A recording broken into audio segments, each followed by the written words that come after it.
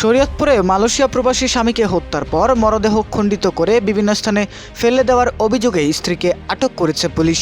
ঘটনাটি ঘিরে এলাকায় ব্যাপক চাঞ্চল্যের সৃষ্টি হয়েছে।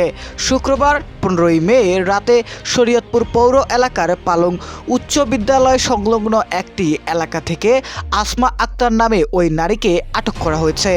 পুলিশ ও স্থানীয় সূত্র জানায়, সদর উপজেলার চন্দ্রপুর এলাকার একটি ভাড়া বাসায় বসবাস করতেন মালয়েশিয়া প্রবাসী জিয়া সর্দার ও তার স্ত্রী আসমা আক্তার।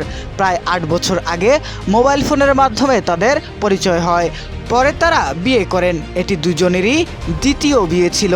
পুলিশ জানায়, পারিবারিক কলহের জেরে গত মঙ্গলবার রাতে ওই বাসায় স্বামী স্ত্রীর মধ্যে তীব্র বাকবিতণ্ডা হয়।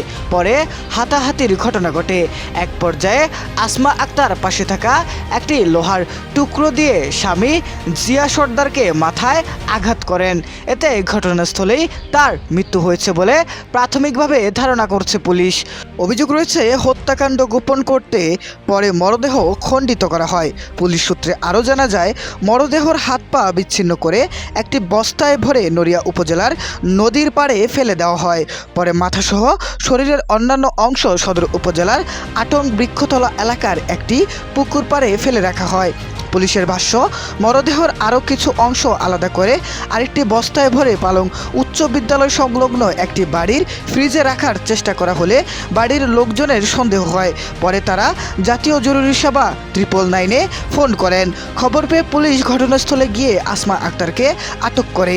পরে তার দেওয়া তথ্যের ভিত্তিতে আটং বৃক্ষতলা এলাকার একটি পুকুর পাড় থেকে মরদেহর বাকি অংশ উদ্ধার করা হয়।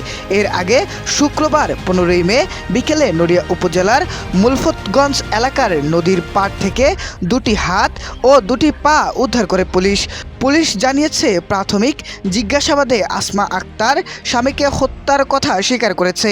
এ ঘটনায় আইনানুগত ব্যবস্থা প্রক্রিয়াধীন রয়েছে।